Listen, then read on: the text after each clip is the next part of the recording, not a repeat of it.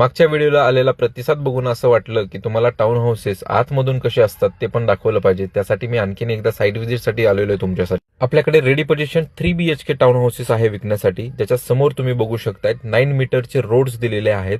दोन टाउन हाऊसेसच्या मध्ये खूप सारं असं अंतर आहे.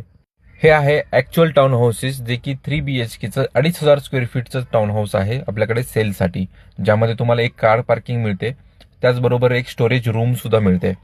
समोर छोटासा गार्डन एरिया आहे. त्याचबरोबर आपण ज्यावेळेस टाउन हाऊसमध्ये एंटर करतो त्यावेळेस लिव्हिंग आणि डायनिंगचा असा स्पेशियस असा तुम्हाला एरिया मिळतो, ज्यामध्ये राईट हँड साईडला स्टेअरकेस आणि एक वॉशरूम दिलेला आहे. जसे आपण समोर जातो त्यावेळेस आपल्याला फुल्ली इक्विप्ड किचन ऑफर केलं जातं, ज्यामध्ये पूर्ण मॉड्युलर किचन आणि चिमणी दिलेली आहे. किचनमधून तुम्हाला डायरेक्टली ऍक्सेस असणार आहे बॅकयार्ड गार्डनसाठी. हा आहे आपला बॅकयार्ड गार्डन एरिया. जसं आपण समोर जातो हा आहे कॉमन वॉशरूम.